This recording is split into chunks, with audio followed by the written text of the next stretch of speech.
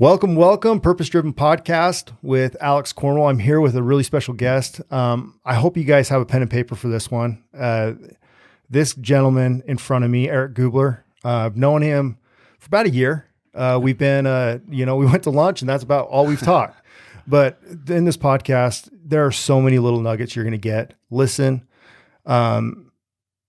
so much value he brings. We talk about identity. We talk about just so many things. So Eric, thank you for coming on. Thank you for being here. And thanks for sharing with us what you have. So welcome, man. Thanks, dude. I appreciate it. I'm happy to be here, honestly. Yeah. What do you think really holds people back? Yeah, it's them. It's the soundtrack, the story that they play in their mind. And that's it. The quality of the soundtrack that you play in your mind determines the quality of your life. You've mentioned soundtrack on other podcasts that you've been on. I did a little bit of research, because we just met. I mean, we really don't know each other. We went to lunch. We went to lunch once. Yeah, and it was like, hey, what's up? Yeah. But I've heard you talk about that soundtrack, your soundtrack to life. Expand on that a little bit. Like, I love that concept and how you call it a soundtrack. Yeah, I mean, just a soundtrack is just a autonomic playlist that we play. We all have playlists, right, in our brain that we just automatically play based on the situation that we're in. And a lot of them can come from trauma, maybe even back in like elementary school, somebody said, oh, you're not good at singing. And now you always think that, whenever you're called to get up and sing in a choir, you're like, no, that's not me. I'm not a good singer. Yeah. Well, that's a soundtrack, right? And it came from trauma, but when you felt stupid back in elementary school or middle school or whenever. And so it could apply to anything. Like you could have a soundtrack that, oh, your parents have always been poor, so you're going to be poor. Or all of your family's overweight, so you're going to be overweight, right? Yep.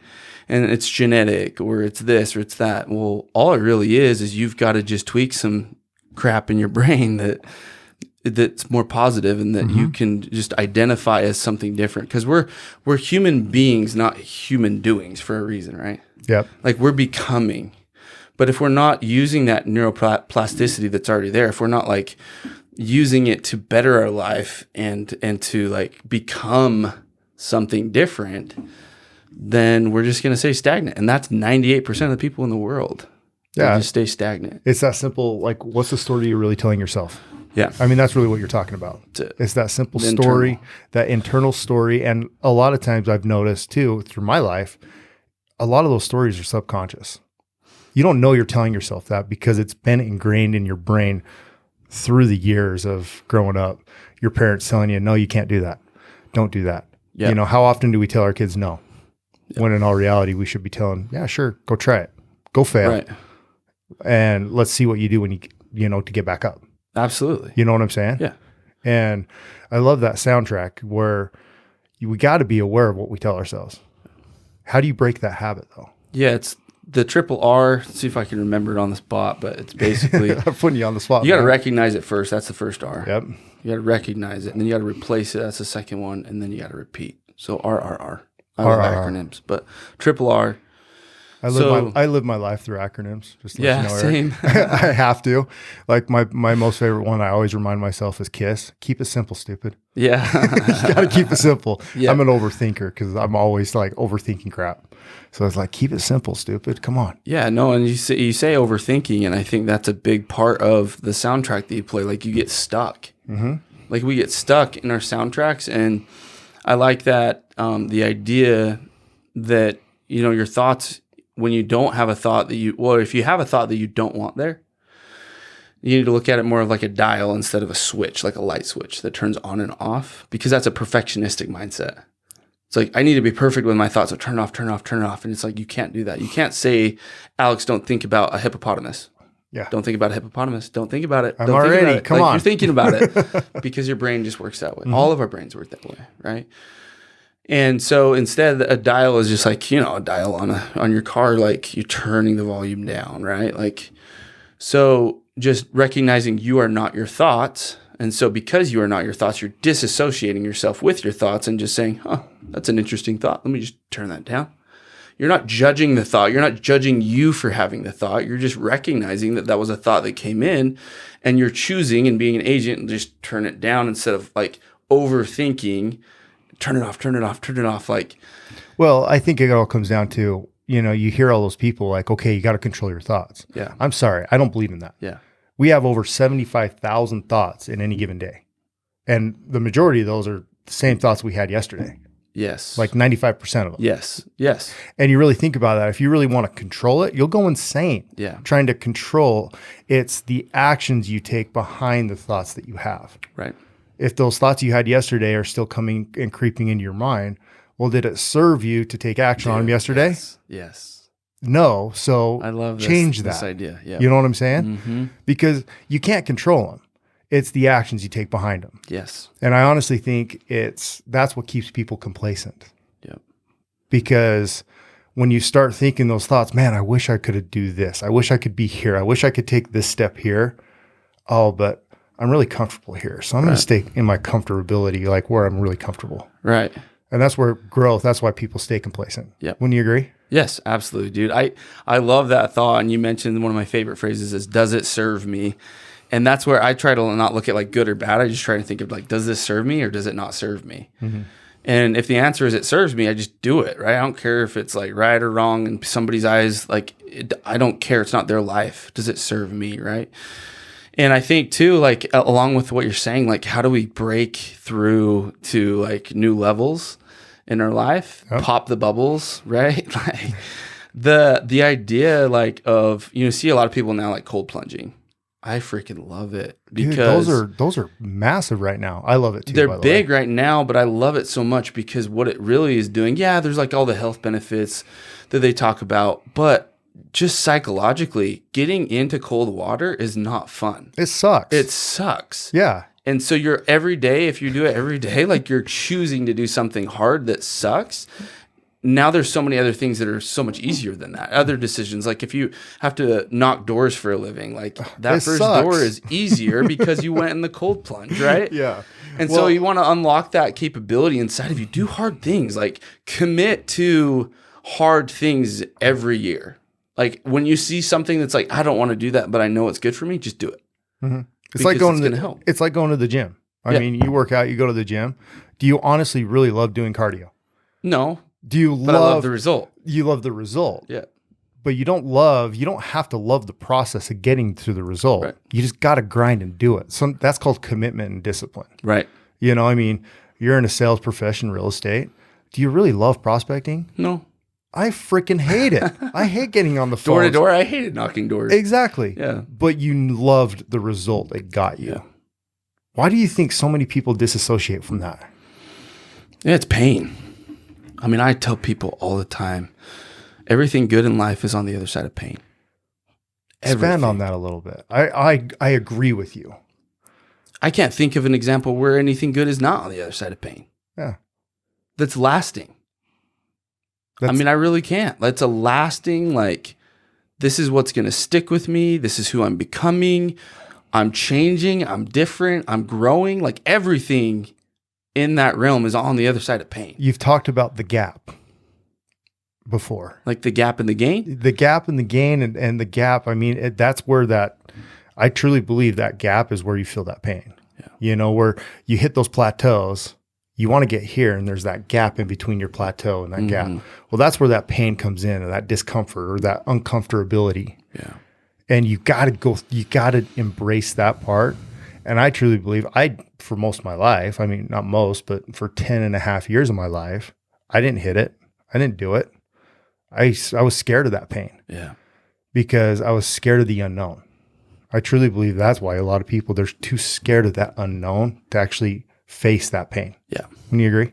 Absolutely, dude. I think that along with what you're saying is that some people, they need to feel a different kind of pain so that, like, you're always choosing between pain. Pain or pleasure. Yeah. You're either avoiding pain or going towards pleasure. Yes, but sometimes you're choosing between the lesser of the pain. And that's what I'm talking about right now is like, you may have pain of like not hitting your fitness goals, but the pain of looking like fat and ugly in your mind when you look in the mirror, okay, not other people, like you versus you, that pain is maybe less than going to the gym. Yep. So you're choosing between the two pains, right? So I talk about this sometimes, and I've heard this from like Alex Hormozy, when he talks about like, when you want lasting change to like really propel yourself into a new level, or to like new heights, new levels, use trauma. Like use trauma from your past to be able to help propel you that way, because that's like a really heightened amount of pain. And that kind of goes back to like my story with like almost dying in my propane accident. So I was in California, and there was propane that leaked inside of a truck for full 24 hours, basically. Holy crap. And so it was just full of propane in the air in the back. So I knew where it was, and it wasn't supposed to be there, but I knew it had to be there. It was this grill that was in the middle of the truck. So I climbed over everything to go turn it off, but I developed static electricity. So when I went to lift up the cover that was over the grill, there was a spark. I remember seeing it with my finger, and all the fumes in the truck just blew. And everything got singed, including me, like 2nd-degree burns everywhere where there wasn't clothes. They life-flighted me to California, San Bernardino. And I was in the helicopter, Alex, and I was thinking to myself, like, I could die right now, because they were saying like the fumes could get in your lungs, and then like the actual flame gets in your lungs and singes your lungs, and then you die like within 20-30 minutes. So they're rushing me there to see what's wrong, see if I'm okay, and I'm thinking, based on what they told me, I could die right now. And to me, that was trauma. Like I was going into shock. Yeah. But I kind of had this like still moment where I was in the plane, and I was like, I could die right now. And if I die right now, would I be happy with the life that I've lived so far? This is 4 years ago. And I'm thinking to myself, not really. I just feel like there's so much untapped potential that I haven't been pushing towards. And that was hard for me. I couldn't handle that pain. Yeah. And I had a daughter, and my wife was pregnant with our second. And I'm thinking, I can't leave them. And so obviously I'm here. And so I got out of it. But that is what fuels me. Like that moment where I was like, I want to live my life intentionally, because I don't want to die knowing that I left something on the table. Like the parable of the talents rings so true to me. Like when Jesus said, like talks about that parable where, you know, he gives everybody a coin. Yep. And it's like this guy multiplied, that guy multiplied, that guy multiplied, that guy sat on it. And it's funny because the people that multiplied differently. Like one dude like multiplied it a lot more than the others. But to every single one of them, he's like, good job. To the one who just sat on it and didn't, he's like, you're slothful and like you're wasteful and like, why did you do that? To me, that rings so true. Is like, it's you versus you. Like, yeah, there's always a bigger fish. But are you doing the most that you can to be intentional with your life and the superpower that you have to bring that value to the world? And I've heard people say like, Alex, dude, well, nobody's going to remember you, because think about how many people in history people remember. Who gives a crap? Who gives a crap if people remember you or not? It's not about them. It's not about them remembering you. It's you v you. Yeah. That's it. It's the legacy you're leaving for yourself. Yes. And that's really what it comes down to. Thank you for sharing that, by the way. Sure. I mean, it does give you perspective on life when you go through something like that. I've never been that way, you know, like been life flighted or my life on the line, but it does give you perspective, right? And let's talk about perspective a little bit. Sure. Why did that change, that going through that change that perspective that you had in life? I mean, you say you don't want to leave stuff on the table. What do you feel, where do you feel that came from? Why do you feel like you have more to give? You know, at the time, to be vulnerable and honest with you, there was things that I had in my life that I was doing that I wasn't proud of. Interesting. And when you're hit like that, you those hit you really hard. Does this serve me? Mm. You know, is this thing that I'm doing in my life right now, does it serve me? And when you're in that state of mind, it's a weird state to be in. Mm. And it's hard to describe, but you're weighing it out and you're like, this isn't worth it, you know? And that changed my perspective a lot. Obviously the trauma, the heightened awareness, you know, the fight or flight, but then also because there was things in my life that I knew I needed to change. And then on the other side, it was like, well, yeah, change these things, but like, look at all this potential that you're going to leave on the table. How do you think, because most people, I mean, really think about it, not many people go through a traumatic experience like that. I mean, that really propelled you to make that change. What about those people that don't have that still want to make that change? You know what I'm saying? Mm-hmm. Like, I think about, like, for me, it was a traumatic experience in my life that made me go down the path that I'm going down today. You know, mine was committing suicide and having a gun to my head and being saved by my son. I've talked about that quite a bit on the podcast and everything. And that was the turning point for me. It put perspective on life that, like, dude, you're alive. Yeah. Be grateful that you're here every single day and you have an opportunity to be here, to give back, to be a father, to be, you know, a human being. I love that you say that, human being. But what about those people that you don't need a traumatic experience to make that change? It's a choice. Like you said, you mentioned that it's a choice. How do people make that choice? Yeah, they got to find a why, right? And I think that's what you break it down. That's what we're really feeling. We found our why. We found our purpose. We found something that was bigger than us that we're chasing. You know, I don't think it has to be that big starting out. I don't either. But here's something that I love that Ed Milet says that maybe will help for your listeners is. I love this thought is, you know, he believes that his version of hell is that he gets up on the other side, wherever that is. Yeah, I've heard him say this. And he sees his potential. And his version of hell is seeing that person and they're complete opposite people. And that means that he didn't achieve his full potential in life, right? And on the other side, it's like, well, his version of heaven or bliss is that they're identical twins. Mm-hmm. And he looks at life like every single day I'm chasing my potential. I'm chasing that person so that one day I can stand in front of that person being identical twins and saying, I caught you. Yeah. I freaking caught you. That time that was hard in my business when everything failed and crumbled and I went bankrupt, I was chasing you. The time that my marriage failed, I was chasing you. That time I was addicted to drugs, alcohol, porn, whatever, I was chasing you through that. Yeah. And so I feel like as humans, we're always going to have crap. Like you kind of mentioned, like, yeah, I don't think that everybody has a traumatic experience. I think everyone has trauma in their own way. It might not be putting a gun to their head. It might not be like having a propane tank blow up, but there's something that's traumatic to them that they can use. And that to me is like the point. Find what fuels you. Just by being alive and breathing, you're going to have trauma of some kind. Yeah. Use it.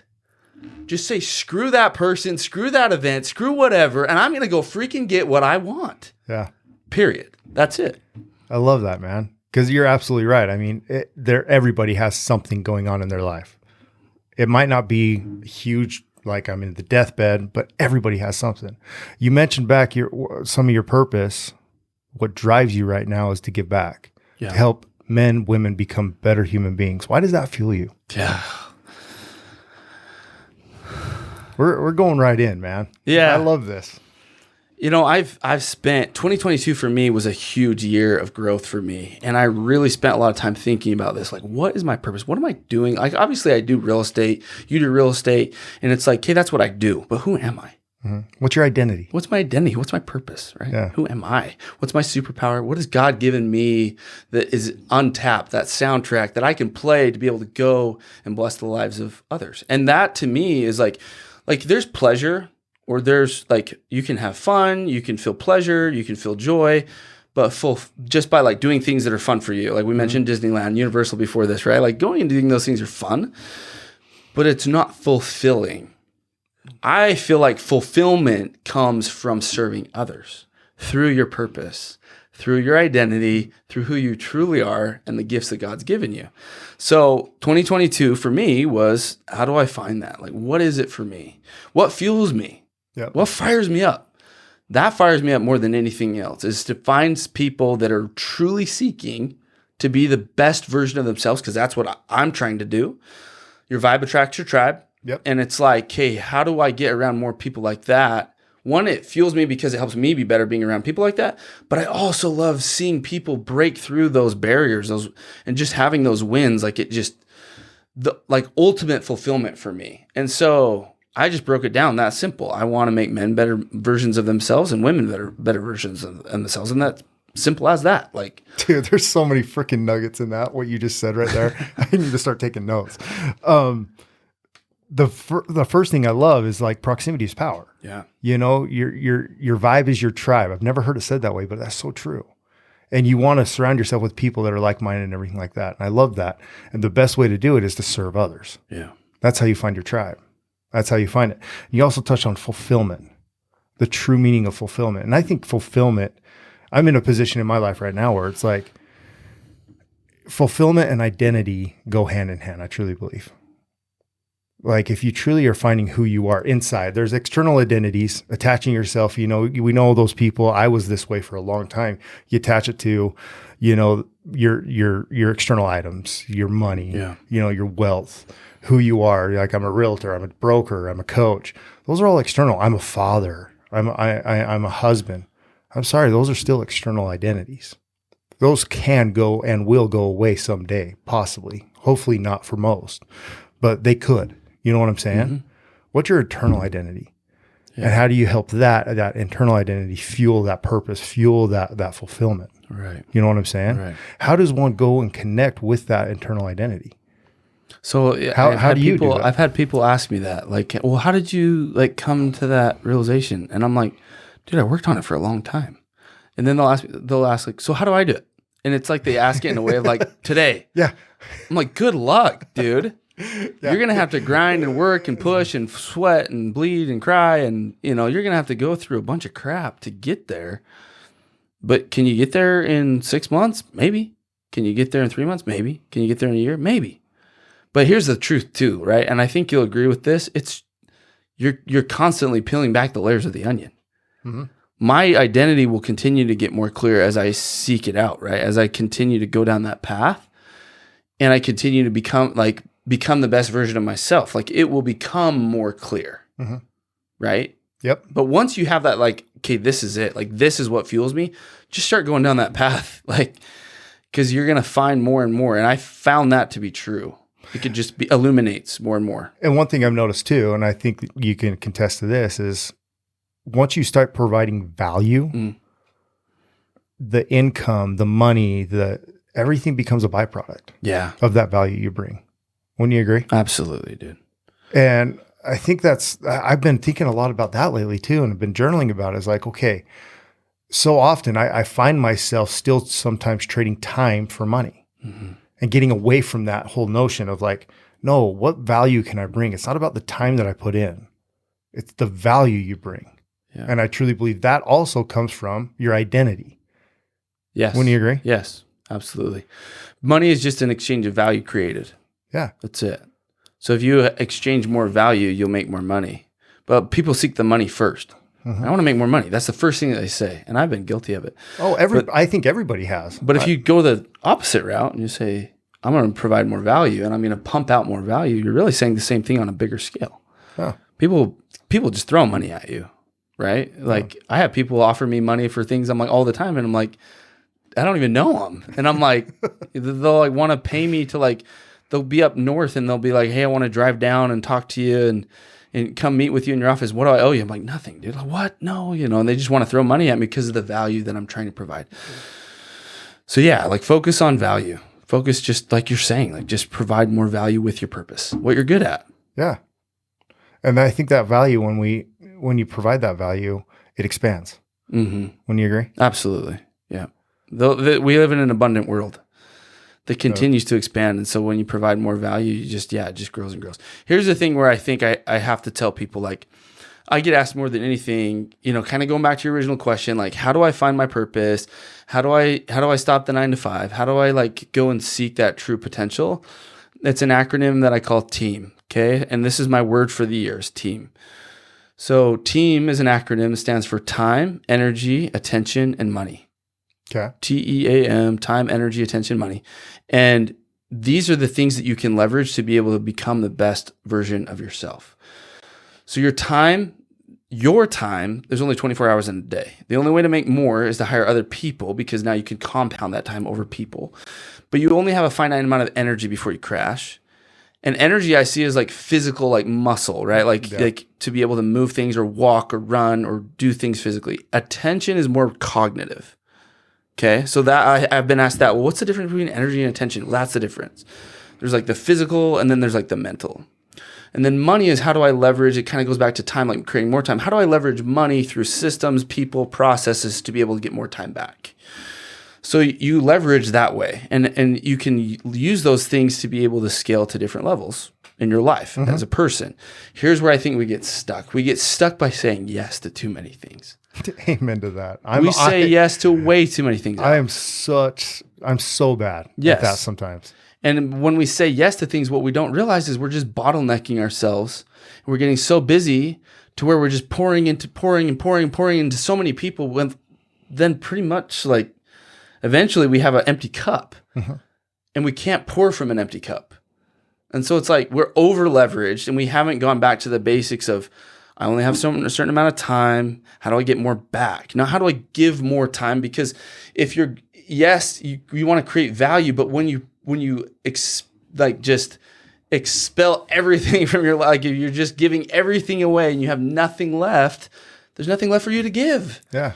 And so we have to say no to more things to find our purpose. We have to find the time where we can be able to just be clear and conscious, like go sit on a mountain, like we're in Utah, go sit on a hillside for 2 hours. Do you have 2 hours to give? Some people don't because they work 12-hour shifts. I think it's because they don't think they do.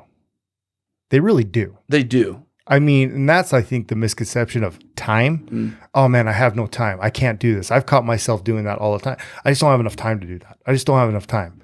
No, it's not that I don't have enough time. I just don't want to do it. Yeah. Yep. You get what I'm saying? Yes. I just think don't want to. That's absolutely correct. Because I'm overwhelmed, because I'm so leveraged. Yeah. My time is so leveraged out there. I'm saying yes to so many things. I'm overthinking. I'm overwhelmed. And I just stop. Yeah. If you find yourself, I'm a true believer, if you find yourself being a procrastinator or procrastinating, that just means you're over leveraged. Yes. That means you're overthinking. Your energy is depleted. Your attention is depleted. Your time is depleted. And your money is not looking great in the bank account. Exactly. You're low on everything. So when you find yourself just scrolling through Instagram, going like this, instead of scrolling, you should ask yourself, okay, why am I feeling this way? Why am I procrastinating what I know I need to be doing? Yeah. Why am I overwhelmed? Yeah. Most people don't do that. Yeah, I catch myself not doing that. True, we waste so much time on social media scrolling that we could be doing and like finding our purpose. If you just took that time, you'd be a better version of yourself for sure. But I absolutely agree with what you're saying. Yeah. I think the majority of people are in the boat that what you're saying, but I do feel like there are people that have put so much stuff in their life that they don't have the time, energy, attention to be able to go. Because here's what I get a lot, and you might get this too, and see if this makes sense. And if not, challenge me on it. Like I love this back and forth. But what I get a lot of time is, hey, I want to be an entrepreneur. I want to work for myself. I want to go and chase that. And I'm like, hey, what do you currently do? And I'm like, they're like, well, I work for this company. I make $30,000, $40,000, maybe $50,000 a year, and I'm working 9 to 5 or 9 to 6, or maybe it's 12-hour shifts or something like that. Maybe they're a nurse and they work 12 hours. It's like, okay, cool. Well, then what does the rest of the day look like? Well, I have kids. I have 3 kids. Okay, cool. So what does the time look like for them? Well, yeah, when I get home at 5, I'm like with my family. Okay, well, that's important. Yeah. Okay, so what time do you really have to be able to work on a side hustle? Well, yeah, but I'll find time. No, you don't have time. You're up at the gym. You should be at 6, okay? And then you go work out for an hour, hour and a half. You get back, you shower, you eat, you get to work on time by 9. Now from 9 to 5, you're working. You come home, you drive home maybe 30 minutes. It's 5:30. Then you're with your kids and put them down at 7:30. Now you should be with your wife. So from 7:30 to 9:30, 10, whenever you go to bed, you should be doing stuff with your wife. Maybe your wife wants to work on a side hustle with you. You're blessed. Yep. Like, that's really cool. But that's the only time. Now you're tired. Your energy's depleted. Your attention's depleted. You don't have a lot of money because you're working 9 to 5 for $30,000, $40,000, $50,000 a year. Where are you going to find the freaking time to go and start your side hustle? But yet they come to me and you and they say, I want to start my side hustle. Where in the day are you going to start your side hustle? You got to burn the boats. You are. I'm getting fired up about this one. No, I do too, because I hear it I'm a broker. You know that with Century 21. And I hear it all the time, people wanting to get into real estate. hey, I got my real estate license. I'm so excited to get this career off and going.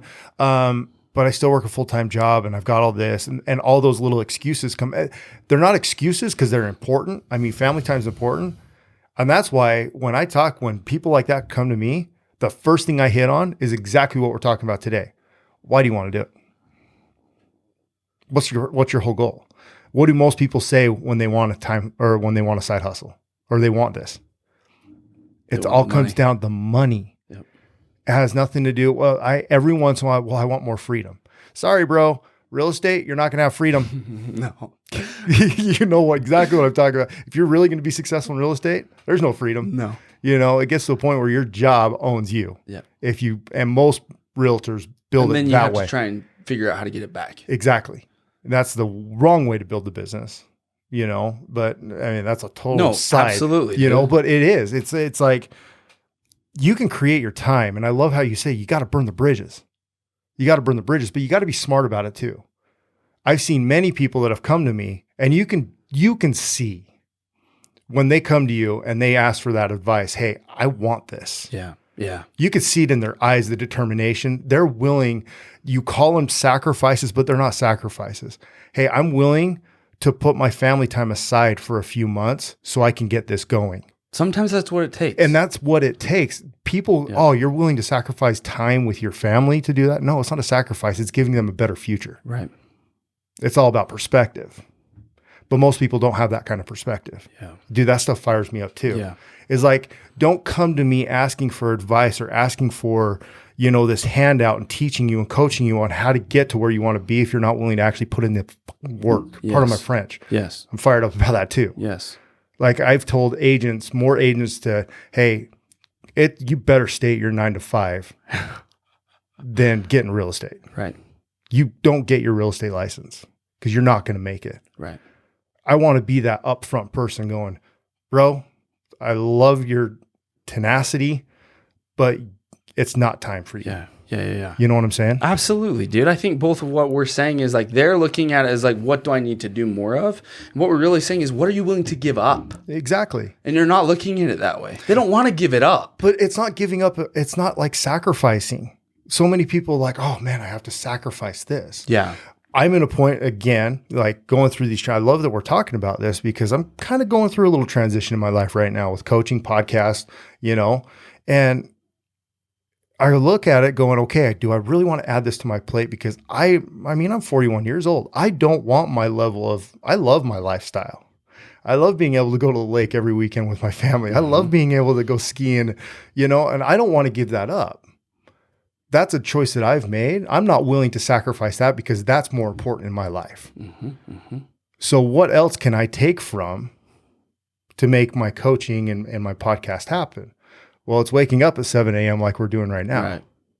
It's taking time. Okay, I know I can go to the gym this afternoon instead of go in the morning. Yes. You get what I'm saying? Yes, that. It's willing to look at your schedule going, okay, maybe instead of really focusing on doing 4 transactions a month in real estate, I'm going to do 2 because it's still pretty damn good to do 2 deals a month. Yes. And I'm taking time. It's all about time management and actually be willing to do it. Dude, what you said, we got to talk about. So you're like, I'm going to go to the gym in the afternoon. Like, I love this thought because it's like, screw the mundane 9 to 5 mentality that even entrepreneurs get caught up in. Oh yeah. Okay. And like, let's jam on this for a little bit. I have a buddy who lives in Maui right now, and he's like, my Mondays are this, my Tuesdays are this, and my Wednesdays are that. I'm like, wait, you don't work on all of your stuff that you have going on every day? It's like, no. I have an assistant that like keeps everything like tracked for me. I'll go to the gym in the afternoon when I want, and I schedule it however the freak I want. If I want to take a nap, I go and take a nap. If I want to go sit on the beach for 2 hours and just journal, I go and journal. I'm like, dude, you're literally like living the life that you're creating exactly what you want. And as entrepreneurs, we think like, oh, I'm just got to be at my phone at my desk and working from this time to this time because that's what people do. No, that's a cultural thing. Exactly. You can do whatever you want to do with your schedule, but we, for some reason, are bound by this like cultural idea that, oh, hey, it's 3:00, so I should be working. Oh, I get crap all the time. I get to the office around anywhere between 6:30 and 7 in the morning. Yeah. Every morning. Yeah. My real estate office. I grind. I'm working.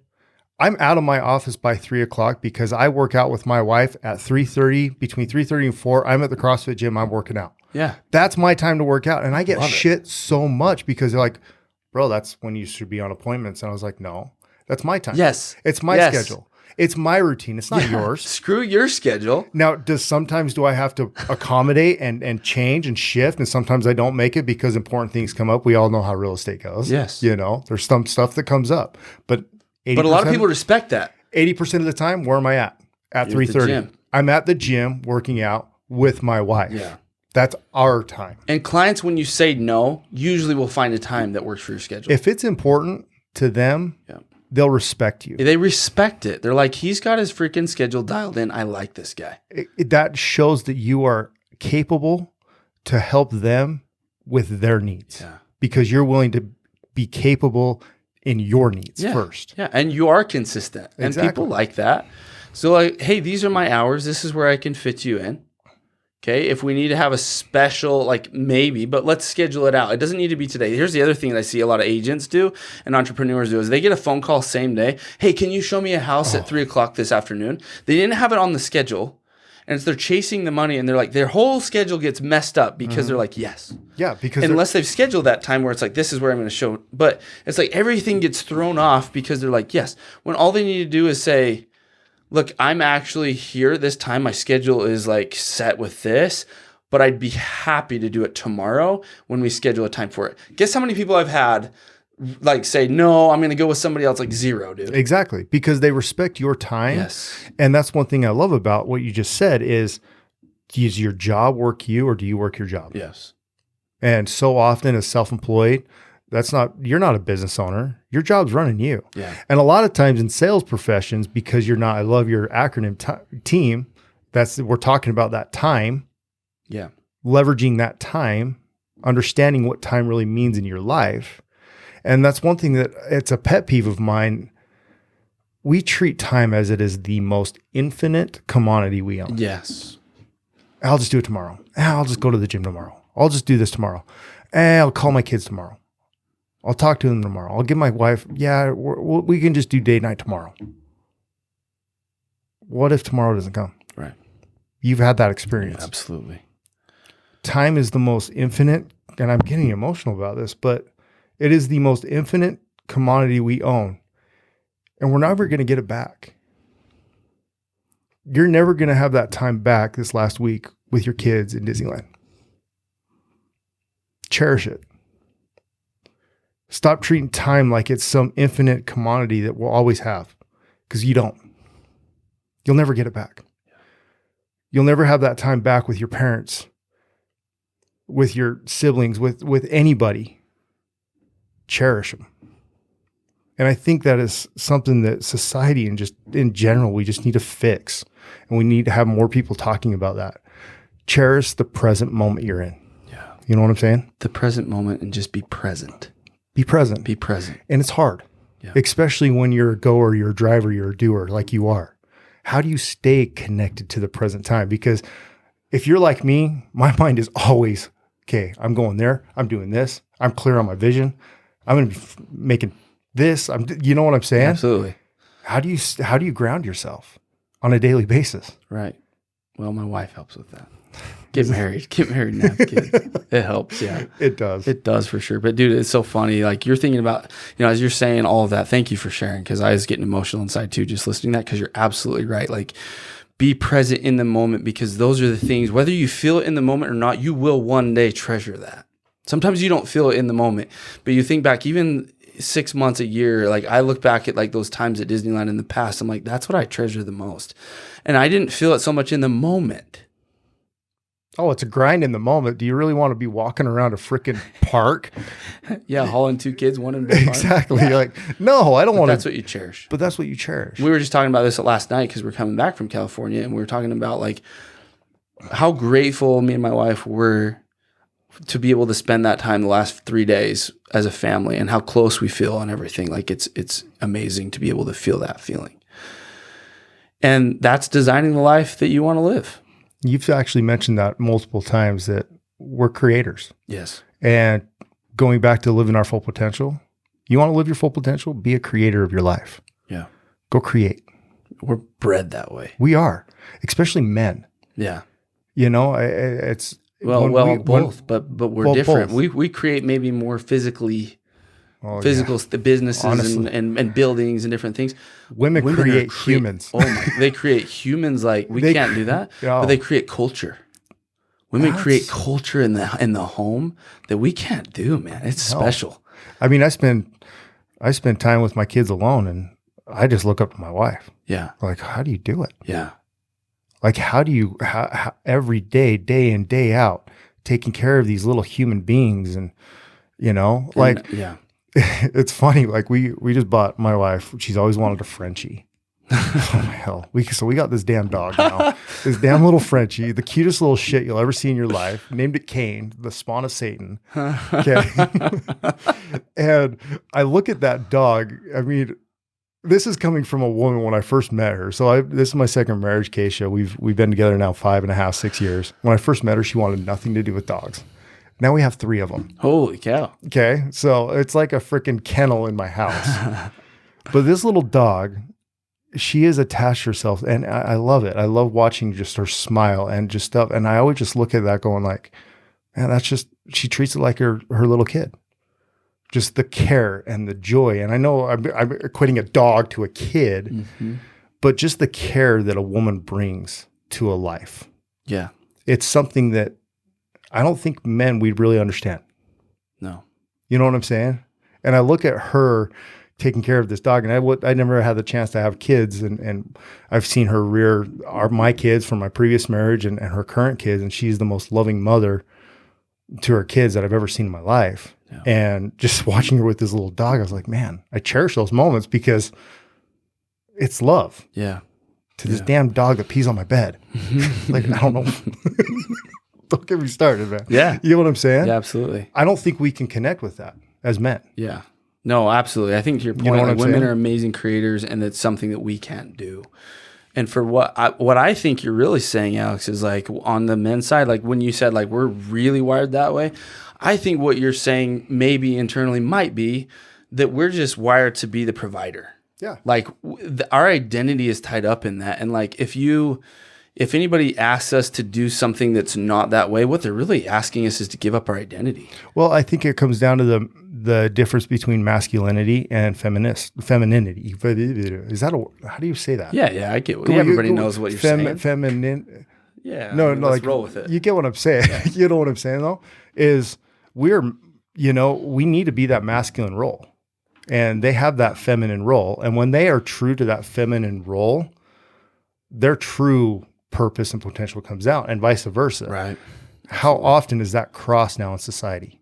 Don't get me wrong. I am a firm believer that women equality, like I'm not going down that road. Okay. Right. Trust me. Like I love women, and I think they have a place, and if a woman wants to go work. But there is that cultural difference that we need to separate, that masculinity and feminist side. You know what I'm saying? Absolutely, dude. Like Jordan Peterson talks about all the time that like majority of men in the oil field, or it's like 95% men in the oil field. Why? Because it's physically demanding. They basically kill themselves every day physically to be able to be a part of that industry. It's like, well, okay, do we want to make it equal and have women go there too? Like physically they can't handle it, right? So it's like we can't have equality in all things, but we're also not saying let's put everybody in a box and you have to be a certain way. Exactly. Like there's innate things in most people that are like, hey, this is what drives me, this is what fuels me. And for me, it's being a provider, being a creator, my family going and making the bread, but then also providing value to the world, and that's fulfilling for me. Okay. But I also feel like a woman should have that equal opportunity. We've talked about this in our family. We just hired a nanny. So our kids, our 5-year-old and our 3-year-old are in school Monday, Tuesday, Thursday. We hired a nanny Wednesday and Friday, so that she can have a 3-hour break every single day. And those 2 days, though, from our little 2-month-old, she doesn't have to take the 2-month-old. So now she can go do the things that she wants to do in those 3-hour blocks every single day. Like we created that so that she doesn't have that feeling of I'm stuck at home. I have postpartum depression. I don't know what I'm doing. Yep. Like if you're feeling that way, then go find a way to make it happen. Like don't get so stuck in your depression that you don't go find a way to go change it. You are a creator of your schedule. You know, I will challenge you a little bit on that. Go ahead. I love it. Okay. And the reason why is because I lived with very, very deep depression for 10 years of my life, 10 and a half years. I still struggle with it sometimes today. And a lot of times when you're in that depression state, you see the outside world, you see where you want to go, but you're just so depressed. You don't go search it. You don't go seek it because you don't have that energy to do it. Mm-hmm. And I think that's where having a strong relationship and a strong person like yourself and you and your wife, who actually created that? You went and found that. And that's why it's so important to have that relationship and those relationships, that proximity to people that can recognize that depression. Because if it wasn't for those people in my life that recognized that I was in that depressed state, that helped me seek that help, I would never have sought it. That's so good, dude. Yeah. I don't feel like that's challenging. I feel like it's adding to. Absolutely, dude. Like, and I have a life coach that helps me with stuff internally that I deal with, and I've been going to him for 3 years, and it's helped me so much. I think everybody should go to somebody like that to unlock these soundtracks, right? And what you're talking about to me is like he's mentioned that he's dealt with people with severe depression. And what he's learned over a massive scale of people coming through his program is that he'll test them before and after, and he'll say, look, I know you don't want to do this. But when he asks them after they force themselves to do it or somebody holds their hand through it and they do it, 100 times out of 100, they feel better doing it. They just don't want to. Yeah. They just don't know how to pull themselves out of it to go and find the energy to be able to go and do it. So to your point, absolutely. Like we need to be that support for our spouse when they're going through that. Because my wife has had bad postpartum through every single kid, and we've had 3. Yeah. But if it wasn't for you being there by her side, helping her through that, right? Would she ever gotten through it? And would we have? Yeah. We have lasted. And really think about that. Think about those people that, I mean, one of my most cherished texts that I've received, again, I'm not going to get emotional, but I am, was from the people that have reached out to me going, Alex, thank you. You saved my life for sharing your story. Thank you for sharing your story. I decided not to make, it's that whole notion of don't make a temporary solution or a temporary event on, or a permanent solution on temporary emotion. Yeah. And I think that's what depression is. It is temporary, but people that are in that state don't believe that. They think it is a permanent solution. So they go out and do something drastic, like commit suicide, do something really stupid, make that permanent solution. And some of those cherished texts I have is like, hey, I did not go do that because of what you did. That's why I do what I do. Yeah. That's why I wake up at 7 a.m. and do this, is if we can help that one person. Yeah. Give back. You know what I'm saying? Yeah. And how many people are lost in the mix that we know we could go reach out to that aren't our spouse, I don't know if you heard about that kid that just committed suicide here in town, senior in high school. And it hits me so hard thinking about like, he had a whole life to live. And he made that permanent decision off that temporary emotion. Yeah. That affected generations. Right. You know what I'm saying? Yeah, it's powerful. Who can we go out and help through that depression? Who can we help? Because it takes people like you to go do that. Yeah. You know what I'm saying? Yeah, I love that, dude. No, I think that's super good. You mentioned like, that was a text that like was one of the best texts you ever got. I was asked a question just the other day, just last weekend, actually. Somebody asked me, if you were not in the room and someone were to pay you a compliment, what would be the ultimate compliment? What would you want somebody to say about Alex? I'll ask you the same thing. I'm curious to know. If somebody were in a room and they were to pay you the ultimate compliment for you and you were to hear that, what would it be? What would they say? I actually got proposed that question 2 days ago from a guy in my mastermind. It was said the different way. He said, if you could pick 5 people to go to your funeral, who would you pick? And what topic or what would you have them say about you? Mm-hmm. So kind of the same thing. Love it. And I've thought about that, like, because we're supposed to get together tonight, and I haven't written anything. I've started writing some stuff down. I erased it, and it's really thinking first and foremost, the first thing that came to my mind is like, I really don't care what people say about me. That's the first thing I think about. Huh. I really don't care. That's cool. The reason why is because I love who I am and the person that I am, kind of selfish in a way that I know that I put good and value to this world. Like, I'm confident in myself and what I do, not in a cocky way. It's you be you. It's you be you. And so to me, I really don't care what they would say. What's more important to me is what my kids look at, what my kids would say. That was my dad. I'm proud that he was my dad. I'm proud that I was able to associate with him and saw his growth and saw what he went through, saw that he overcame the obstacles he did to get to the place he was at that time. So for me, that's more important than other people. Wow. Does that make sense? Mm-hmm. Oh, dude. Yeah. Yeah. That's powerful when you think of it through the eyes of a kid. And so, you know, I mean, you could say all that superficial stuff like, oh man, I hope they'd say that he was a man of service and did all that. But in all reality, is that really important? Because that's not I'm not out to seek that from other people. Yeah. You get what I'm saying? Yeah. I'm in it to leave a legacy for my kids and to be the best human being I can. And if I'm doing that, then I know that everything's going to be good that's said. Yeah. You know what I'm saying? Yeah. Yeah, dude. Does that answer your question? Yeah, absolutely. It's whatever you feel like inside, but I love hearing that because I feel like it kind of brings out the soul in a person a little bit. Like, what are you really going for? Yeah. I'm not. And you've thought about it before. Some people haven't ever thought about it, and so they draw blank. I didn't take you as a person. I knew you'd have an answer. I knew 100% that you would have an answer. But some people, I think, get stuck. And so for some listening, if you try to think that right now and you get stuck, you need to journal. You need to have the time to be able to know, well, what is it? Well, and I think if you don't really know who you are as a human being and love yourself first, you're never going to be able to answer that question. So even before you're able to answer a question like that, it comes down to who are you? Yeah. What is your identity? Like my identity to me is I am passionate. I'm human. I make mistakes. Yeah. I'm love. I am loved. I am inspired. I'm inspiring. Yeah. It's my I ams. I love that. I ams, dude. I talk about it all the time. It's my I ams. That's your identity. It's my identity. It's who you are. I am. Inner identity. It's something that I write and I journal every single morning. There's 3 things that I write down every single morning. My gratitudes, why I'm here. I'm grateful just to be here. Yes. Everything else is a gift. My intentions, what I intend to do today, tomorrow, and in my future, and the legacy I'm leaving.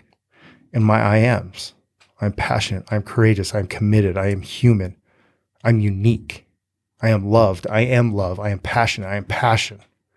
And it's something that I cherish every single day. And I think if more people actually did that, yes, they would really learn to love themselves. Yes. I do that at night. And it's similar, but it's a little bit different. But it's always gratitude driven because you put that in there. And there's a lot of I ams in there. And there's a lot of brain dumping. Just getting brain dump out at the end of the day. Like, this is what I did. This is where I'm going. This is where I'm headed. And it's like, I know where I want to go. Am I getting there? Did I move the needle today? Like, do I feel like I'm getting closer? And I look at my daily plans and the tasks that I did that day. And it's like, okay, did this add up to where I'm trying to go? And if it didn't, I need to get rid of it. I think I love that. Did I move the needle today? So many people that I coach and that, you know, that I've been around, they expect this massive change in this needle. Did I make this massive change in the needle? You know what I'm saying? Yeah. When in all reality, did my needle go up 2 millimeters? Yeah. Because that's 1% better. That's enough. Yep. Because if I'm doing 1% better every single day, that's a 365% increase that year. That's a pretty good rate of return. Massive change. You know what I'm saying? Yeah, dude. 5 years ago to today, is your life drastically different? I couldn't imagine my life as it is today 5 years ago. Yeah. I couldn't either. Eric, Absolutely couldn't. Eric, you really think about it. In March of 2020, I was $70,000 in debt, living pretty much with my girlfriend at the time. I had a car to my name. I could barely even pay that. No job. I just got fired from being a broker, not making any money, depressed, alcoholic, drinking way too much, to where I am right now, 3 years later, net worth of over $1 million. I'm not, you know what I'm saying? Doing what I love, living a life of fulfillment, contribution, growth. There was 3 declarations I gave myself that day. Number 1, stop chasing life and start living it. Number 2, fuck it. Fuck people. Fuck trying to have other people take care of me. Yeah. Stop relying on other people. Nobody's coming to save you, yes. Alex. Nobody is coming to save you. You've got to save you. I say it all the time. I love it. Number 3, stop chasing money and just start serving others at a high level. Those are my 3 declarations of life. Dude, if everybody could hear those 3 things and just live by those, drastic difference. Changed my life. Yep. To a point where financially, I'm set. We're doing really well. I'm working on a cash flow right now in my life, more than net worth. I've realized, those little shifts. Like, okay, net worth really isn't. It's all about cash flow. Yes. Let's get cash flow. Net worth will come. When did you start feeling that way? Because I started feeling that way beginning of 2022. Mine was actually the middle of last year because I had gotten my net worth over $1 million, and I was like, oh, I did it. Oh, I can call myself an asset millionaire. Yeah. And then I looked at it going, well, shit though. My cash flow is I'm still having to do transactional. I'm still building transactional wealth. Yes. Where I do a transaction, I get paid. That's not transformational. This wealth. is your summer sales guys. This is your real estate people. These are your loan people. These are your title people. Anybody that's in self-employment, commission check, transactional based business, your financial planners, it doesn't matter if that check's $100,000. You will have to go make another one if it's not cash flow. I really decided, I've got a great friend, mentor of mine, Justin. He's been telling me this for like 3 years. He's like, Alex, focus on transformational wealth. Transformational wealth, we need to get it. And it clicked last year going, no, I want transformational wealth. I want that cash flow. So I set a goal by the end of this year. I want 500,000 of passive income coming in. And then the year after that, $1 million, and just start building it that way. And that's my new goal is like, okay, how can I get passive income? Whether it's through crypto, whether it's through, real estate, because that's what I know, whether it's through owning businesses, but actually being a business owner, leverage your time, leverage your people, leverage that money. And it doesn't take much money. So many people is like, well, Alex, they ask me all the time, oh, I don't have $300,000 to go invest in real estate. I don't have $300,000 to go buy a business. Well, guess what? You don't need it. Yeah. That's a misconception that most people, society puts on life. Yeah. You can go do a real estate transaction with zero down. You know this. You're in real estate. Yep. I mean, how many people do we know that do that? Yeah. You can do it. Just go use it as your primary and then live there for a little bit. It's taking that risk is what people don't want to do. Yeah. Because and it's just funny. I ask investors the same thing, and you probably have felt this same way. Whenever you go and invest in anything, but especially in real estate, I've never met anybody that says, that doesn't get like a cringy feeling like, is this going to work? Oh, it scares the shit out of me every single time. person. Yeah. Even if the deal is like, you're going to make 20% cash on cash return. Your ROI is 20% on your money annually. Mm-hmm. That's amazing. You'll still get like me and my wife went out yesterday and looked at a couple townhomes because I want to buy a townhome. I've got a 22-year-old stepson. Just want to help him out, like have him rent from us, a couple buddies. I want an investment property too, so it's a win-win. We were walking through this little townhome, and I had that exact cringe, like, am I really doing this? Yeah. Am I really going to, buy this property and actually invest in this property? And you get that sense of like scarcity mindset going, yeah, bro, you can't afford this. What the hell are you doing in this? And you start self-talking yourself out of these investments and out of these opportunities when I know for a fact I can make it happen as long as I get the loan. Yeah. But even if I don't, I know other means to do it. Right. But it's that self-talk. You tell yourself like, can I really do this? Yeah. And that's scarcity. Yeah. That's that scarcity mindset coming in, which we all are born with. You have to, I'm a firm believer, you have to learn and you have to practice abundance in your life. Yes. It doesn't come naturally. No. Scarcity comes naturally. And fear comes naturally. Fear comes naturally. Yeah. But we got to know how to use the fear. And that's one of the things that I love is fear can be good. Fear sometimes helps us show up here. Like fear of not looking good on camera made me dress a little bit nicer today, right? Or fear of not like being you look prepared. beautiful, by the way. Thank you. Right? Like there's some fear that's good, but we got to know when to use it. And most of the time we need to get rid of it. You know, I got a really good buddy of mine. We went to lunch last week. I don't know if you know Jeff Philstead. Do I? Maybe. Solid podcast. Okay. Go check him out. Cool. He's awesome. He's a good buddy of mine. He's done so well financially. He's just a solid human being, a mentor. I look up to him. We were talking about that last, and he called me out on it. He's like, Alex, you're basing your decisions on fear. What other people will think of your decisions you make. And he just asked that simple, does it really matter? Yeah. And he's like, you got to learn, like Tony Robbins says, you got to learn to dance with that fear. Yeah. Learn to have that fear help you in your life versus take away from your life. Yeah. Are you going to face it or are you going to run from it? Right. I want to talk on this for just a second. Second. My wife is so good at this. And for those that want to get into real estate and invest like we have or do things through real estate, because there's so many now. I think it's so popular. And you're going to have that feeling. So just know that, right? But one of the things that my wife is so good at is she helps me understand the worst case scenario.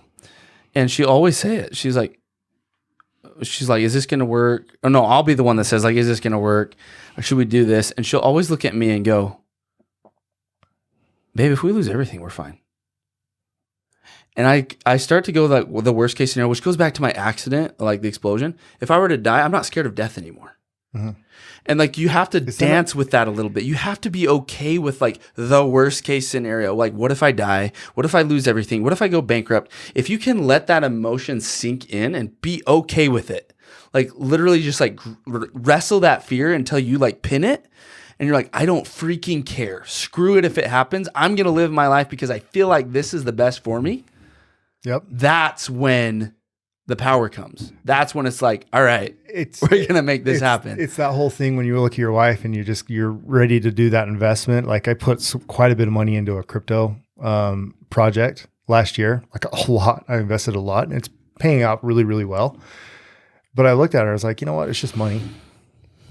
Yeah. I can make it again over and over. Yes. And I realized right then that I've learned, and this is your wife, she's learned to not tie her identity to the external item, money, or to the investment. Asset. How many people do you know that are very wealthy and very rich, but they hoard everything? Yeah, and they're miserable. And they're miserable because they've tied their identity to that specific thing. You know what I'm saying? Absolutely. And it could be to anything. Like it could be, and don't take this the wrong, it could be to religion. Yeah.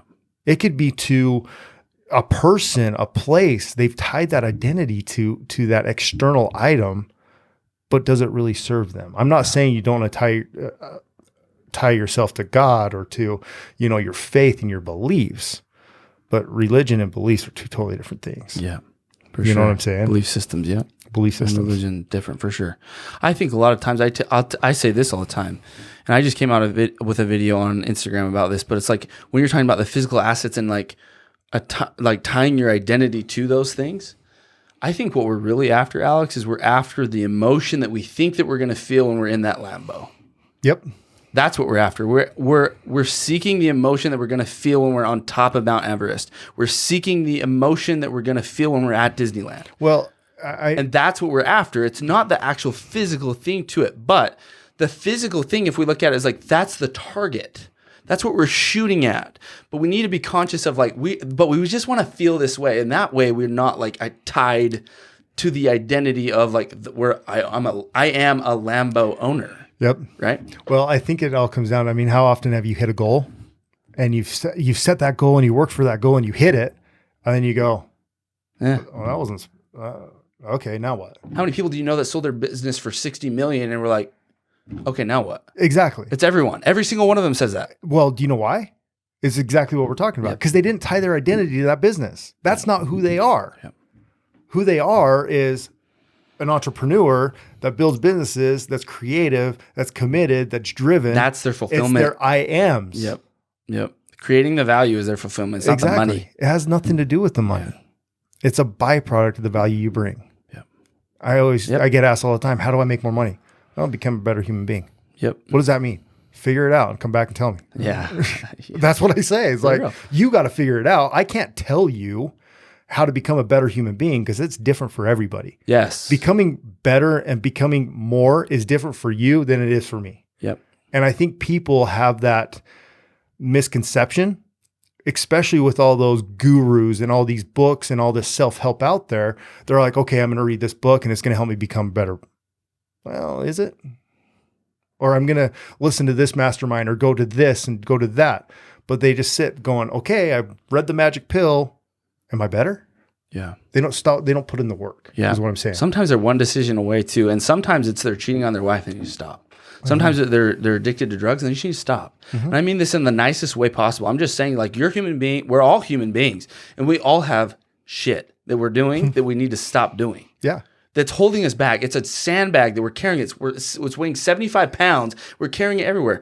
And it could be that we're looking at porn. It could be that we're only doing it once a month, but it's robbing us of self-worth. It's robbing our relationship. It's making us feel guilty. It could be a multitude of things. Maybe we're gaming too much. That's not my thing, but some people are. It could be as simple as you're not making enough phone calls in your job. It could be as simple as one decision. It could be, I love that concept. It could be just waking up at 6 instead of 7. Yep.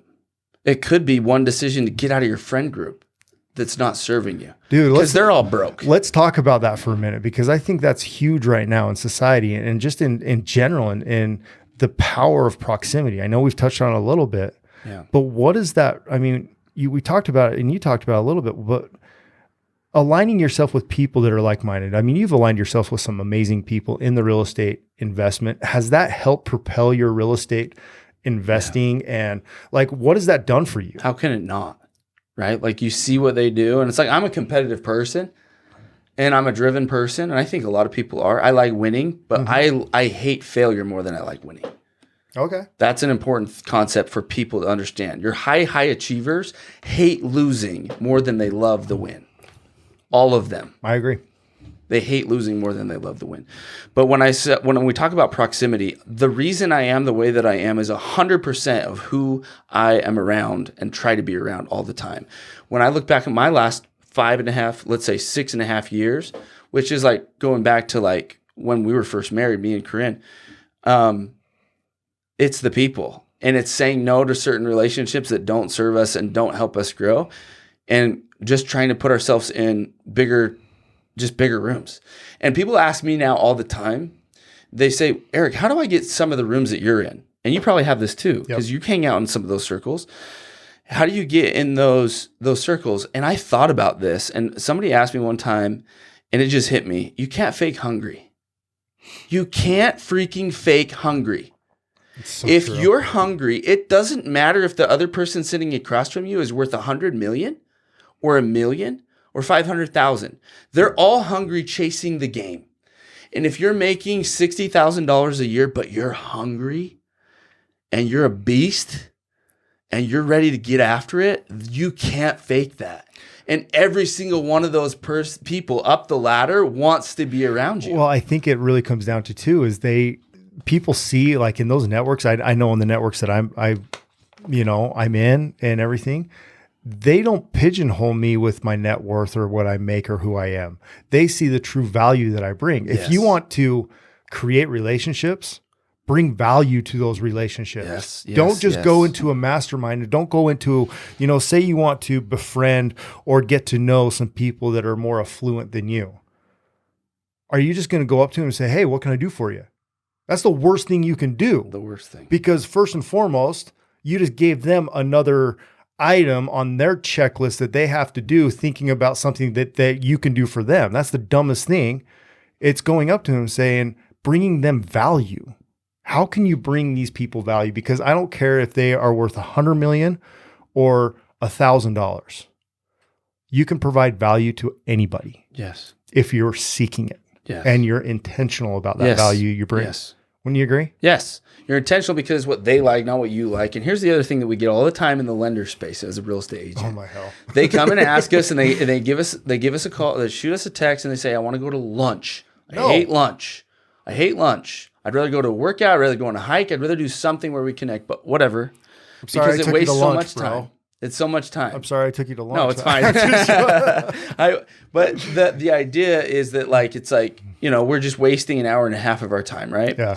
We can do that somewhere else as a workout where we could get double dip, right? I can get to know you, you can get to know me, but we're also we're doing pushing something ourselves. it's pushing ourselves, right? And those are the people that I want to align with. And I wasn't always this way. Like when you asked me to lunch, I wasn't thinking this way. Yeah. This was over a year ago. It was a while ago. This is a new thought process for me. Is like, how can I just be more intentional about that? I'm actually very intentional now with who I go to lunch with as well. Like I'm the same way. Yeah. I'd rather be productive. Because you can waste a lot of time going to lunch. Yeah. A lot of time. And sometimes, honestly, I do need to waste the time. Yeah, but if it's intentional, it's okay. Like it's an intentional waste. Right. Yeah, let's go to lunch. Yeah. But I only go to lunch with people I want to. It's not some dumbass lender that calls me up going, "Hey, you want to go to lunch?" Yeah, no, yeah. I don't And back to that. So the lender, here's what they do more than anything else is we get hit up all the time by people we don't even know that are in that space. Mm-hmm. Wanting our business. We know this. I'm okay with the fact that they want my business, but we already have people that we use all the time, right? Yep. We have our core people. So they're trying to break into that. I can't think of more than maybe one or two people that have done a follow-up. Like we'll go to lunch and that's it. It's very true. They don't text me again. They don't call me again. They don't follow up again. They don't come by my office, shoot the breeze. They don't do anything. They're not hungry. They're not. It's just like, oh, check that off. He's going to send me business. No, I'm not, dude. Yeah. Not me, because I want to align with you. If we align, great. I agree 100%. Again, it's providing value to that relationship. Building relationships, being in proximity. Like I love a lender that comes to me and brings me something of value. Yeah. I'll listen to them. A lead. Oh my gosh. That's the best value you can bring. They send me a lead and it closes. I'm freaking loyal to that person. Exactly. Or, hey, how can I invest some of my money to help you get leads so where we can both share it? Exactly. I'm loyal to those people. I am too. But how many do you get that say that? 1 out of 100? Not even that anymore. Yeah. They expect everything with nothing, in the kindest way. But this is to help anybody that's listening that may be in that space. You want to get in with agents, share your dollars for leads, things that are actual value. $10, $12, maybe $15 lunch. Doesn't do anything. I can go, I'll be okay to go spend that on myself, right? Well, and I also think it's not just in the real estate space. I think it's really in any space. Mm-hmm. And it really comes down to two is like, okay, let's take this one step further. The people that you serve in the profession you're in. Let's take door-to-door sales. Are you out there just to make a sale or are you out there actually to serve? Yeah. Because I know the people that are actually out there to serve do a hell of a lot more business than those that are just out there trying to make the buck. Yeah. You know what I'm saying? Yeah. And I think that goes a long way too, is like, okay, how can I serve these people today? What am I doing to serve? I mean, some of the greatest memories I have in the real estate profession are helping those first-time home buyers get into a home that could never get into one, didn't think they could. And you walking them through the process, and you hand them the keys, and they're like, holy shit, I did it. Yeah. The process sucks getting there. Yeah. Personally, just to be frank, I don't like selling real estate. I hate it. Yeah. I really don't like it. It's a means to an end. It's something that it's there. It's what I know. Which is so good because I bet 95%, 98, 99% of people feel the same way. Yeah. Like who wants to go knock doors and call and prospect every single day and have people tell you no every single freaking day? It's a hard profession. If those people thinking that they're going to get into real estate and make a shit ton of money, I'm sorry. It's a grind and it takes time and it's going to be hard and you're going to hate it for the first year. Yeah. For the first few years. Yeah. You know what I'm saying? So, and I think that's business in general. I really do. Yeah. Like, is knocking on doors for 9 hours a day during the summer fun? No. It's a grind. Yeah. I coach a lot of people in that space. And I've had phone calls from people in the midday going, I can't do this anymore, crying, literally crying. I can't do this anymore. And me talking them through that fear and that whole thing. No, you can. Stop thinking about the job and just go put other people first. Yeah. You know what I'm saying? Yes. And I think that's missed in society. We don't need more salesmen. We need leaders. We need people to help bring out the value in others. Amen. Yep. We need leaders for sure. That's my whole goal is like, I want to help people see value that they have that they can't see, Because if it wasn't for those people in my life, I wouldn't be sitting across from you today. Mm-hmm. Service to many leads to greatness. You can have anything in this world that you want if you help enough other people get there. Mm-hmm. And if we just focus on providing value, it's amazing how abundant this world is. I find when I'm having a bad day, it's usually because I'm thinking too much about myself. Yeah. I never have a bad day when I'm thinking about somebody else. It's true. Or about providing value to other people. Or just simply being grateful. Gratitude is like the easiest, fastest way. They've psychologically proven for you to switch your mindset. That's why I'm a firm believer. First thing you do when you wake up, meditate. Gratitude. And write down in your gratitude. But there's a difference. You can think and be grateful. Like you have that gratitude mindset. But when you're actually physically writing them down, they are ingrained in who you are that day. You cannot possibly have a bad day if you start your day off writing down your gratitudes. Yeah. You can't do it. Yeah. Because immediately when those thoughts come in of, oh, shit, this is such a grind. Like, I don't want to fucking do this anymore. And then you're like, but dude, you're alive. Yeah. You woke up next to a woman who loves you for who you are. Yes.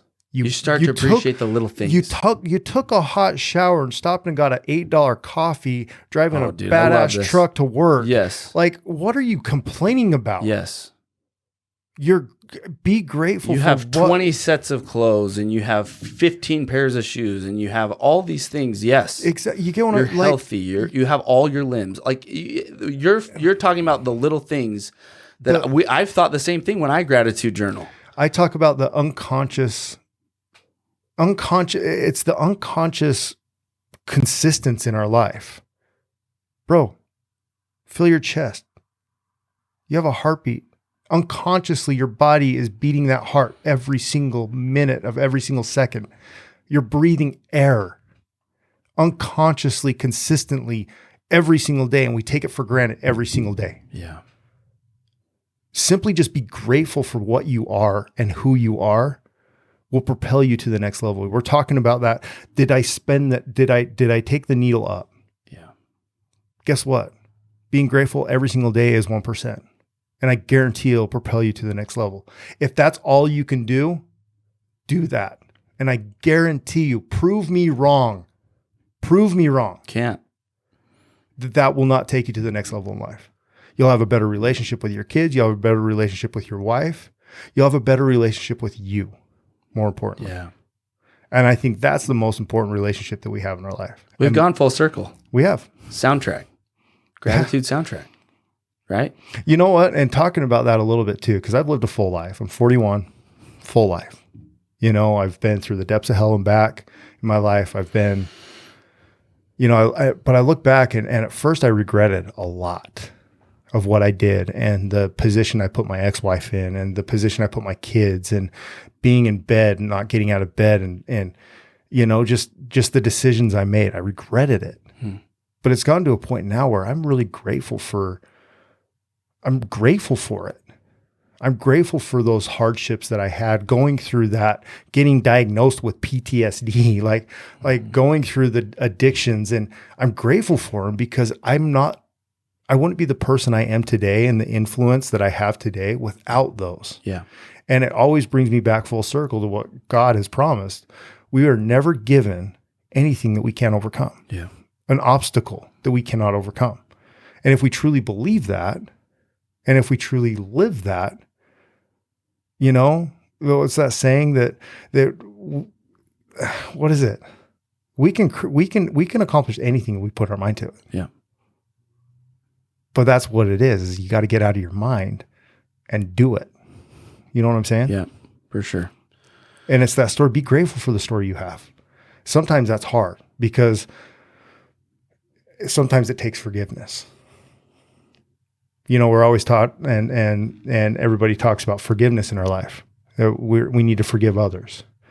But very few times is said that we need to forgive ourselves. Yeah. When was the last time we were said, forgive yourselves for your wrongdoings that you've done to you?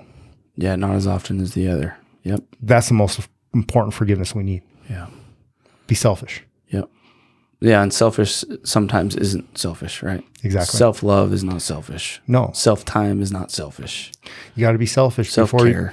Selfish before you become selfless. Yep. You have to. If you truly want to live a life of fulfillment, you have to look inside before you look out. Yeah. Dude, I love what you just said, because you're going through your past. And I've heard people, I mean, this is a common thing when people say, like, you can't change the past. You can. Mm-hmm. How do you do that? You change the story. You change the story. The perspective that you have now versus the perspective that you had then. You change the narrative. Yeah. Yeah, I've heard it said that way. You just change your narrative. You change, that chapter. Because it served you. It's written. That chapter's written. It's set in stone. It happened. But it's the perception I have on it. Yes. I love that. It's what little nuggets do I have? Did I fail in my past? Yeah. I quit. There's a lot of things I did quit. I think true failure is when you quit something. Losses, on the other hand, are stuff that I overcome. That's when you get up. That's when you're going back to practice on a Monday and working on those small techniques. I coached football, for quite a while, Little League. And that was the biggest thing that I told the kids, and is like, focus on the small techniques, because that's what's going to win your championship. Yeah. The small techniques. Don't focus on the big picture. Yeah. Focus on your position and the techniques you need to win that position. Yeah. That's it. Yeah. And we can apply that in life. Yeah. What did I lose? How did I lose? And what are the techniques I need to do to win what I lost? That's it. Right. It's the atomic habits. It's the little things. It's the little things. Yep. And we need to stop overthinking it. You know what I'm saying? Yeah. Perfectionistic mindset, right? Oh, dude. It's the killer of all success. Yep. Just turn it down. Yeah. I'm not perfect. I'm grateful I'm not perfect. Yeah. I mean, do you ever wish you were? Perfect? Yeah. I don't think I've ever thought that I wish I was perfect. I know. That's a thought that just came into my head. Like, we're always boring. Be perfect unto Christ, like unto Christ. You always hear that. Yeah. The perfect man. I don't strive for perfection in my life. Yeah. I think, but you're a winner. You want to win, and you hate to lose. Yeah. Right? I wasn't always like that. I was just I was okay with the status quo of life. I mean, really think about it. How many people in society and just that and are like that? I don't know. My wife always tells me all the time, not everybody thinks like you, Eric. And I'm like, yeah, that's probably true. But I've always had that. Ever since I was a little kid, I always just look at things as a game. I was playing a game. You know how that you put your hands like this, and you try and slap the other person? My little girl found that game because somebody else in line at Disneyland was doing that. And I missed her a couple times. My 5-year-old. And I'm like, no, I'm not going to lose to a 5-year-old. So my brain naturally worked. My wife was like, this is so you. My brain naturally is like looking for hacks to not lose again. And what I noticed is that her eyes would focus on one of my hands and not both of them. She could only focus on one. So when you go this way, I would do this one. And I never lost. And I'm like, I just hated the feeling of losing. And I've always been wired that way. But it's never been, how do I put somebody else down so that I can win? But I'm very competitive in nature. And I think what I'm really getting at by that comment is I think people need to have a belief that they're worth it, that they can win, that they can get it done. How do they gain that belief? Because I've thought, I agree with you. I've always had it. So that's a hard question for me to answer. I haven't. So maybe I should ask you, how do you gain it? Because you have. It's connecting myself to that purpose, reconnecting myself. I don't believe, we always hear that whole saying, like, you got to find your purpose. Like, you got to go seek out your purpose. I don't think there's really anything to seek out. I think you're born with it. It's rediscover. Yeah. You need to always be rediscovering the purpose that you're truly blessed with. That, you talked about the parable of the talents. Mm-hmm. Well, that talent that you're talking about is your purpose. Yeah. Right. God gave it to us even before we were born. Yep. He knows what our purpose is. He knows what fulfills us and what drives us every single day. It's our job to get uncomfortable to find that purpose. Yeah. And without that, you don't have that sense of winning. You'll never get it. I mean, really think about it. You play sports in high school. Yeah. Okay. Your purpose then was to win the championship, and you do whatever it took to do it, right? Mm-hmm. You had a purpose behind that goal. You had emotion behind that goal. That's what drove you to become the best athlete possible, right? Right. It drove you to win. Yep. And I think life is the same way, and so many people don't connect. And so they lose that sight of winning. Yeah. And I'm always a big believer in, one of the first questions I ask any of my coaching clients, give me 2 or 3 small wins you've had. Give me 2 or 3 wins. And a lot of them like immediately go to business, or like, I got a listing, or I got this, or, I made this many sales on door to door yesterday. I was like, I don't give a shit about those wins. Give me a personal win. Yeah. Give me something that you were proud of today or yesterday or last week. I woke up on time. That's a win. Yeah. I ate healthy. I worked out, and I actually pushed 90% at the gym. Yeah. That's a win. Yeah. I wrote my gratitude journal. I actually had a thought of gratitude, and I called on that person that I'm grateful for, and I let them know, and it just made everybody's day. That's a win. Right. Be more meaningful with the wins you have. And I think that will propel you to have those extra wins. Does it make sense? Absolutely, dude. I feel like that's where confidence comes from, is doing the things that you say you're going to do when you say you're going to do them. And that's what you just said. Yeah. In essence, like, I went to the gym. I woke up on time. Like, it's somewhere in their brain they decided that they were going to do that, and then they did it. What's funny is that there's a stupid exercise that I do with my clients. And anybody that's listening to this, if you want to build self-confidence, it's like Ed Milet said. I love what he says. You want to build your self-confidence, keep the little promises you make to yourself. Yeah. I am a firm believer in that. Yep. So what I do is I tell my coaching clients, okay, what time do you wake up? I always ask them, what time do you wake up? They're usually like, 6:30, 7. Okay. Set your alarm for 5. Yeah. I'm like, why? Right? I was like, it's not about waking up at 5. It's about doing it. Yeah. Telling yourself that you're going to do something and just doing it. That small little thing, I have them do it for 2 weeks. They do it like maybe 70, 80%. I know you can tell when we get back on the next call, you can tell the people that actually do it and strive and be intentional about it every single day. You can see the confidence. You can hear the confidence in their voice. Build your self-confidence. And it's a stupid exercise. It's small. It's something that anybody can do. Yeah. Tell yourself you're going to wake up a half hour early and do it. And guess what that does for the rest of your day? Yeah, you're just going to keep more commitments to yourself. Exactly. Yep. By simply just waking up a half hour early. You wake up at 8, sweet, 7:30. Wake up at 7:30, sweet, 6. You know what I'm saying? Yeah. Like, it doesn't have to be something gradual or crazy. Like, okay, I want you waking up at 3:30 a.m. in the morning and you're going to be doing this and you're going to be, no. Yeah, and a lot of that's not sustainable anyway, right? No, it's not. It's just the commitment that you keep to yourself, doing something that's difficult and not pushing the snooze button. And the thing is too, is like, are you going to be perfect at it? That's another thing too, is like what I tell them is like, I would rather you to be 80% consistent in your life than 100% sporadic. Yeah. 80% consistency compounds over time. 100% sporadic, you're starting over every single time. Yep. Go to the gym for 4 months and then stop going for a month. What's going to happen? You're going to get flabby, fat, out of shape. The desire to go to the gym is going to be gone. You're starting over. Right. But if you're going 80% of the time, maybe you miss a couple of days. What's going to happen? It's going to compound. Yep. Consistency compounds over time. Yep.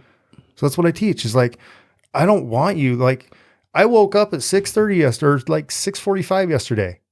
My goal is to wake up at 5. Do I get down on myself? Hell no. Yeah. I needed the sleep and I embraced it. And I was like, you know what? It is what it is. 80%. The 80% rule. Yep. You know what I'm saying? Yep. I like it. Dude, we've gone a full circle on a lot of things, man. So tell me, we haven't gotten to know, we've been talking a lot of, like, tell me a little bit about you. Like, where are you headed? Like, what are your goals that you have in your life? I mean, we've talked about the purpose behind it, but where are you going, man? Yeah. I mean, a lot of my goals right now, like, so I'm starting my own podcast right now in a space that me and a buddy have. What space is that? It's funny. So he's has a space over off Bluff Street. Oh, sweet. And he's got an office over there, and he's got a room that's just untapped. And so we're gonna just use that room to podcast. And then what's your podcast about? Just a lot of the same stuff, dude. Just like I'll probably have you on it if you're cool with it. Honestly, dude. Absolutely, I'd love to. Just it's again like helping men become better men and women become better women. What nuggets do I feel like people need to be able to become the best version of themselves, right? Yeah. I'm just gonna call it the Eric Gubler podcast. And I've been thinking like, whoa, what's a cool name or phrase or whatever? I don't freaking know. So I'm just going to call it the Eric Gubler podcast. I love it. It's just, me having a conversation with somebody. A lot of my goals, it's funny because I just got done 2 weeks ago at a goal setting retreat mastermind. And like I got done with the 2.5 days. And it's funny that I didn't set a goal of like, this is how much money I'm going to make. Every year in the past is like, this is how much money. This year's different. This year's all focused on how much value can I create. And a lot of it is like spending money. Mm-hmm. Like, is it scary a little bit? Like depleting money. And it does, but it doesn't, because I believe so much now, Alex, in the principle that value creation is like my human life value, and creating value to the marketplace is just going to come back to me tenfold. I agree. And so I'm not worried about that anymore. Yeah, like it's going to cost a lot of money to get things up and going, the things that I want to do, but I know it's going to come back. Yeah. It's not going to come back next month, but a year from now, great. I can wait a year. It's an investment. I can wait 2. I can wait 3. Yep. Right. I can wait. I can sit in the seat for that long. And that's something that I think is one of my superpowers too, is that I'm not the kind of guy that's like, I need it now. Yeah. I'm totally fine with waiting a long time. And I think that's a common thing that a lot of real estate agents have to have that are successful in that space, is you have to be okay with waiting it out for a long time, for years. Tell people it's a marathon, not a sprint. It is a marathon. And it's a grind of a marathon. Mm-hmm. It's running our marathon backwards, going uphill the whole way. Yeah. Instead of coming down. You know what I'm saying? Yeah. Because that's really what life is. It's just not real estate. I think it's life in general. There's that instant gratification, society right now of how everything, they just want it now. Yeah. Well, happiness comes from true delayed gratification. Yeah. And it's a choice. Yeah. And it's something you have to grind every single day.